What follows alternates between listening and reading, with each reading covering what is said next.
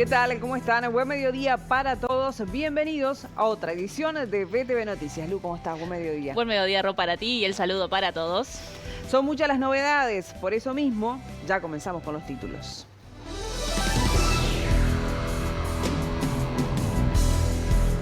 El Ministerio de Ganadería evalúa la situación de déficit hídrico a nivel nacional. El sector rural reclama la declaración de la emergencia agropecuaria. La Comisión Permanente debate la situación de Venezuela, móvil en vivo. El Ministerio de Salud Pública lanzó la campaña 2026 de la vacunación contra el VRS para embarazadas. El entrenador de Peñarol, Diego Aguirre, brinda la primera conferencia de prensa del 2026. Las novedades del deporte con Gabriel Hernández.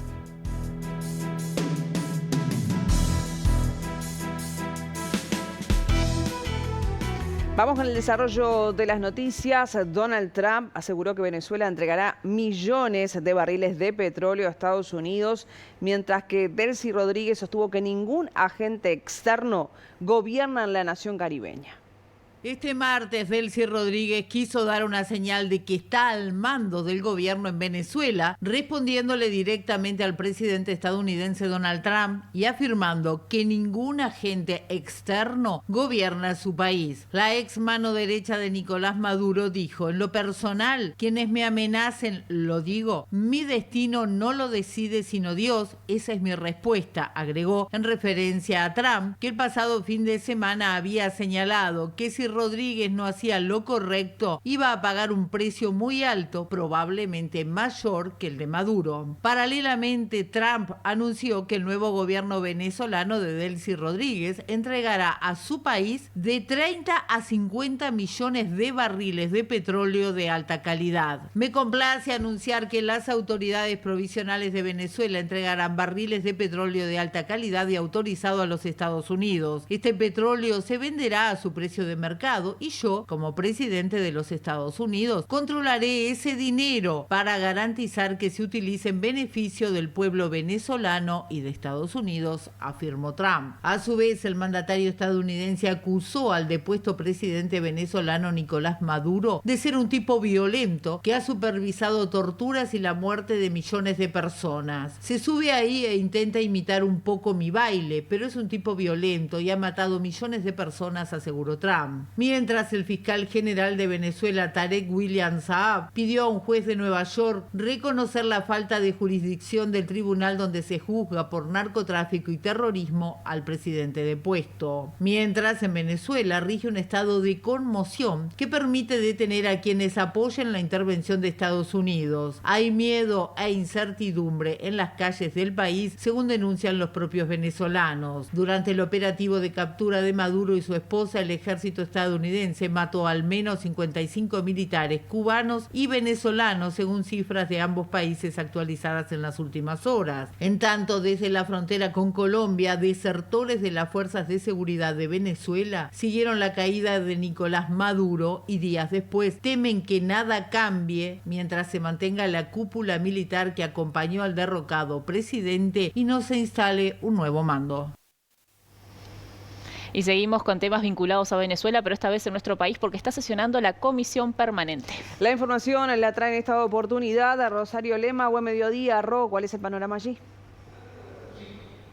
Buen mediodía, ¿qué tal? Sí, en la primera sesión de la Comisión Permanente, que se reúne por primera vez este año, en el que se está tratando el tema que ha generado muchas controversias. Ustedes pueden observar en estos momentos, está hablando el legislador Daniel Borbonet del Frente Amplio, a raíz de lo que sucedió hace algunos minutos previo a un cuarto intermedio, en el que, bueno, el senador Sebastián da Silva fue muy duro con el propio gobierno del presidente Yamandu Orsi en torno a la postura que tomaba fundamentalmente la izquierda con la situación ocurrida en Venezuela, con lo que fue la captura del depuesto presidente Nicolás Maduro por parte del ejército de Estados Unidos, también señalando de que ahora se está hablando de Yankees Go Home, de todo eso, cuando en realidad se debería defender el principio de no injerencia que ya ha venido, que fue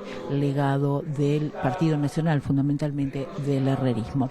Bueno, se generó ahí una situación un tanto tensa, se pasó a un cuarto intermedio, pero si a ustedes les parece, vamos a escuchar lo que decía el senador del Partido Nacional, Sebastián da Silva, en torno a todos estos hechos ocurridos en el pasado 3 de enero en Venezuela. Lo que pasa es que en este país la doctrina de no intervención, la doctrina de la autodeterminación de los pueblos, desde cuña blanca y herrerista, lo que nos divide con el Frente Amplio es Nicolás Maduro.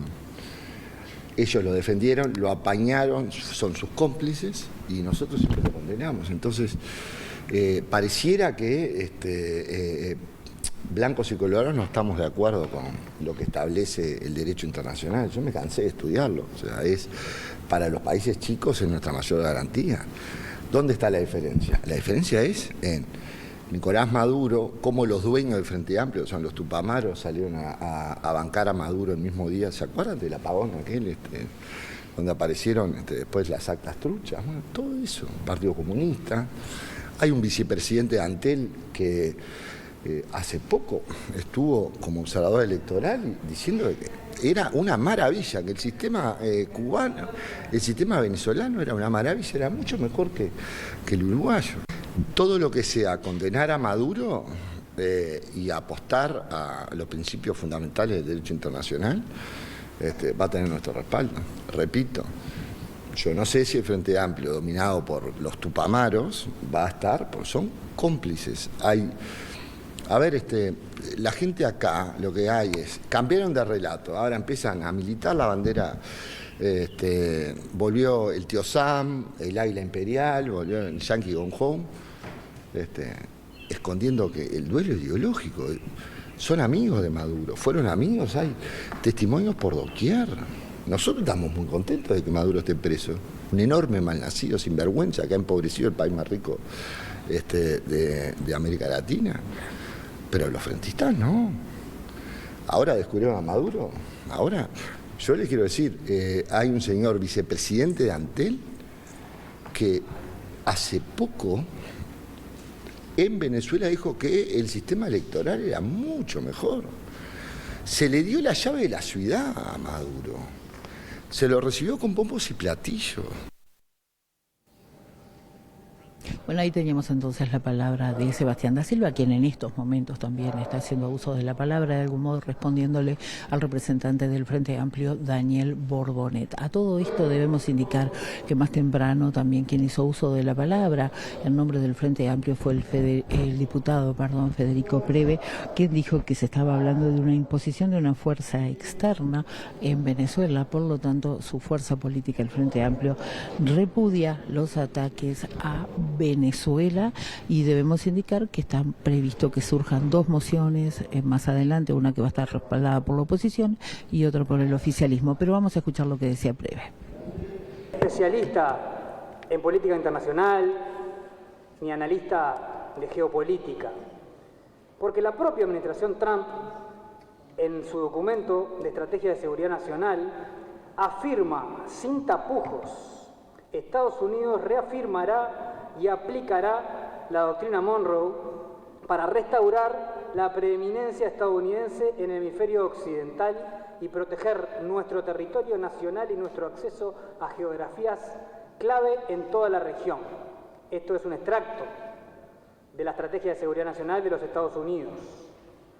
Y también en términos del apoyo a los países de la región, dice que deben estar condicionados a la reducción de la influencia externa adversaria de los Estados Unidos, desde control de instalaciones militares, control de puertos, infraestructuras claves para la compra de activos estratégicos en términos generales. Esta es la Estrategia de Seguridad Nacional de los Estados Unidos, aplicada claramente el 3 de enero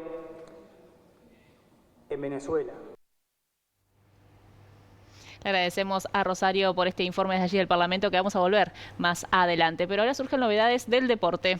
Así es, le damos la bienvenida ya en una avanzada, porque así lo requiere la información, a Gaby Hernández. Gaby, ¿cómo estás? Buen mediodía. ¿Qué tal, Rosario? Hola, Lucía, el placer y el gusto enorme de saludarlos. Bueno, hay novedades en Los Aromos porque es la primera conferencia de Diego Vicente Aguirre, así que directamente hacia allí nos vamos a trasladar para escuchar al entrenador del Mirasol. Y se remarcan los posibles errores o las decisiones. Creo que está todo muy condicionado con el resultado, ¿viste?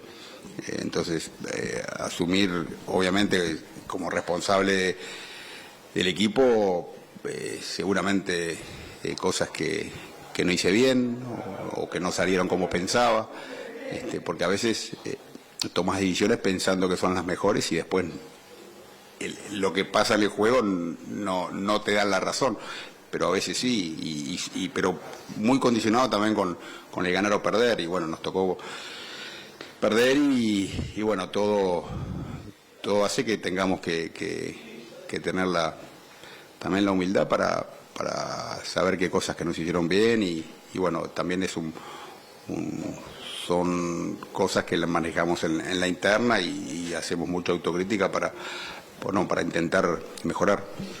Diego, por acá, feliz año, 1990. Feliz año. Una de las cosas que el hincha hablaba mucho, preguntaba aquella final, fueron los cambios de la alargue, de la salida primero de Arezzo, después no terminar con Silvera, que era un poco lo que buscaba saber. Te lo pregunto porque fue la duda con lo que quedó el hincha en aquel momento y se habló mucho. Siempre que tomás decisiones, repito, están condicionadas al resultado, y la verdad que como el resultado no fue bueno, parece todo mal. En ese momento, en un partido largo de 120 minutos, donde entendía necesario hacer las variantes por el desgaste de los jugadores, hacer como se hace habitualmente en un partido de 120 minutos, y bueno, tal vez las opciones que pensamos desde el banco que podían solucionar cosas no fue así, pero tampoco encontramos las soluciones en los primeros 90 minutos. No fue que hicimos un partido bárbaro a los 90 minutos y después no, fueron detalles, fueron una situación puntual donde nos costó el partido, pero es muy simple atribuirlo a una variante, cuando de repente una variante en ataque, pero hubo un error defensivo y eso no tiene mucho que ver. Diego, por acá, estamos en vivo para Las Voces de Fútbol y el País. ¿Qué puestos te faltan reforzar? ¿Qué cantidad de jugadores? ¿Y cuál es la situación de David Terán? ¿Lo querés vos en el plantel para 2026 o no? Estamos de verdad trabajando muchísimo, mucho más que en periodos anteriores, porque hay algunas negociaciones que están un poquito trancadas o ha costado algunos días destrabarlas, pero claramente vamos a traer varios extremos por derecha y por izquierda, que es una necesidad total hoy, y estamos focalizados en eso. Yo creo que si se concretan las muy buenas opciones que estamos manejando, hay que tener un poco de paciencia, ¿viste? Porque yo prefiero esperar 10 días y que venga la mejor opción y no adelantarme y traer una opción que sea menos jugador que la ideal. Estamos yendo por la ideal o por las ideales. Entonces, las cosas están, creo yo, en buen camino, y bueno, hay que tener un poco de paciencia, repito, donde tenemos todo este periodo abierto de todo el mes de enero para terminar de conformar el plantel, y no tengo dudas, repito, que vamos a estar muy bien y a tener un equipo muy, muy competitivo. Perdón, lo de David Terán es un caso un poquito complejo con su lesión, ¿viste? Está relacionado mucho con eso, con su alta médica, con que tiene 2 meses más de recuperación o no, pero es un tema más en los médicos y no puede estar la decisión sin tener en cuenta eso, ¿entendés? Ya estuvo unos 3 meses sin poder estar trabajando con el grupo y bueno, no hay ninguna decisión tomada porque no tenemos certezas tampoco en cuanto a la recuperación de él. Diego, Buen año. Estamos en vivo para BTV Noticias. Hablaste recién de los extremos. La primera opción es la de Vallejo, teniendo en cuenta lo que hizo el Liverpool el año pasado, todo lo bueno con el equipo de Azul. Mira, hay muy buenas opciones por traer. No quiero referirme puntualmente al caso de él, que es obviamente que es un gran jugador y ojalá que pueda estar, pero bueno, prefiero dejar pasar unos días, que se concreten las cosas y después con mucho gusto hablaremos, pero claro que es un nombre muy bueno. Diego, feliz año. Con respecto a Vallejo, hay como dos películas distintas. En Uruguay se dice que es una posibilidad que venga Peñarol, en México ni se habla de que pueda salir del León. ¿Vos estás en contacto con el jugador? ¿Es una chance real? ¿Qué se puede decir hasta ahora? A ver, o sea, lo más fácil sería decirte, bueno, no hablo, vamos a esperar. Yo creo que hay una buena posibilidad, pero no te puedo dar una certeza, hasta cierta información que yo manejo, pero hay que dejar pasar unos días y ver si se concreta o no, pero yo soy optimista. Diego, buenos días. No me quedó muy clara la situación de Matías Arezo. ¿Vos querés contar con Matías Arezo esta temporada? ¿Pensás que con lo que ya llegó a Peñarol estás bien en esa posición? ¿Cuál es la situación actual del delantero? No, un poco lo que expliqué, porque las decisiones también a veces están atadas a las circunstancias de lo que va pasando, ¿viste? De lo que te imaginás en un comienzo o tenés determinada información que va cambiando, y entonces obviamente que es un muy buen jugador y un gran goleador, ni que hablar. Yo estoy muy conforme con los dos jugadores que llegaron, con Abel Hernández y Batista, que fueron pedidos míos desde un principio y hoy están con nosotros, lo que me da cierta tranquilidad, porque el plantel está, digamos, bien en varias posiciones, no en los extremos, pero sí en el resto.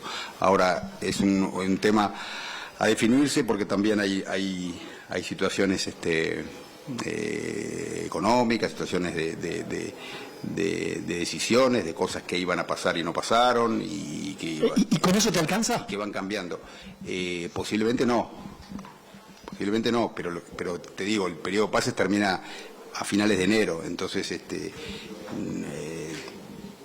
hay que ir viendo cada día, cada jugador que va viniendo y lo digo por tercera vez, estoy muy contento porque...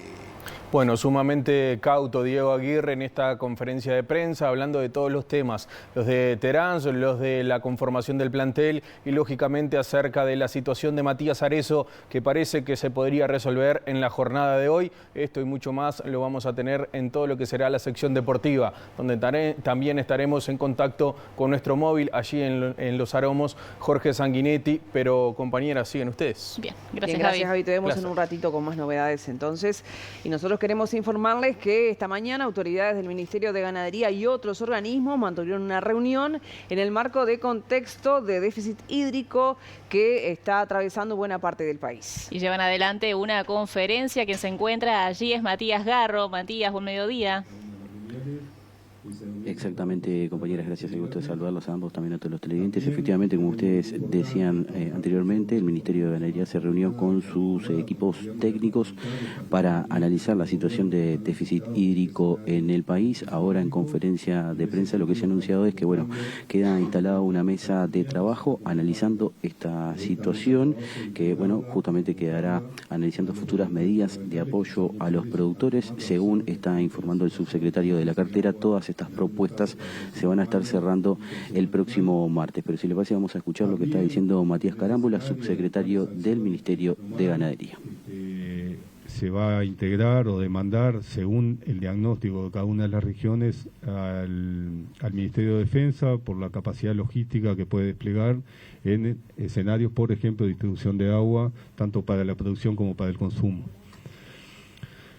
Cuarto mensaje, nos parece bien importante señalar que por suerte hay cada vez más información científica, técnica, nos permite tomar decisiones políticas. Me parece bien, es importante que en un escenario de crisis hídrica, en este caso climática, que las decisiones políticas estén sostenidas desde los aportes técnicos científicos, y en ese sentido lo que estamos avanzando es identificar, en primer lugar, las regiones afectadas, porque hay que ser fino, porque justamente una de las características de esta situación es la diversidad que hay en un país tan chico como Uruguay, según la región, el departamento, incluso dentro del departamento hay situaciones diferentes. Entonces, el primer criterio, que para eso es importante el aporte de los diferentes institutos, es focalizar claramente cuáles son las regiones afectadas.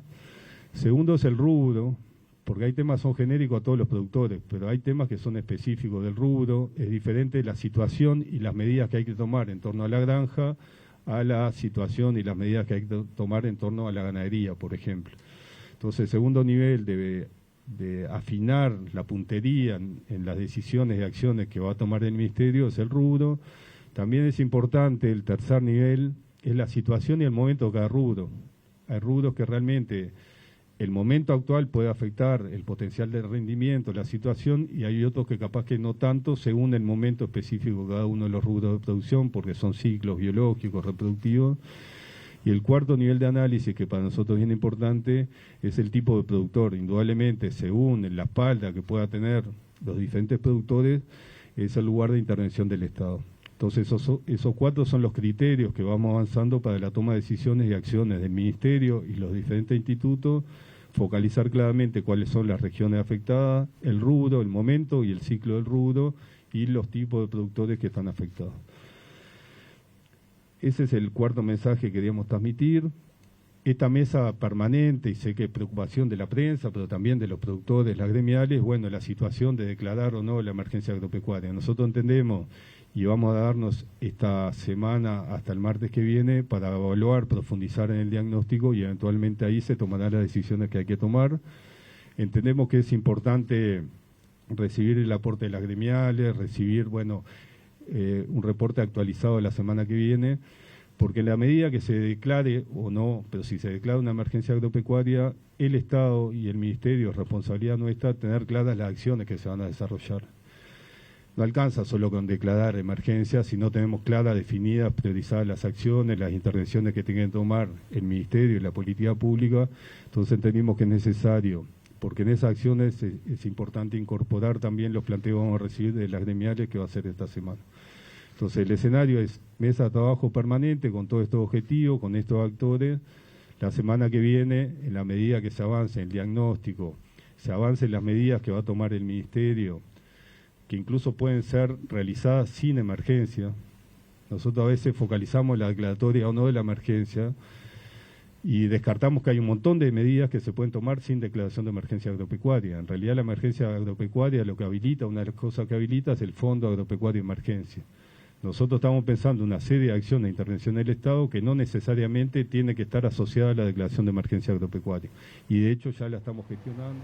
Bien, esto es lo que sucede a esta hora allí en la sede del Ministerio de Ganadería respecto a la eventual entonces determinación por parte del gobierno de decretar la emergencia agropecuaria, cosa que aún se está evaluando, no sucederá por lo menos hasta el momento. Más adelante retomaremos la información vinculada a la comisión permanente que sesiona en el Parlamento Nacional, tema Venezuela y otros asuntos en un ratito nada más. Pausa y ya venimos.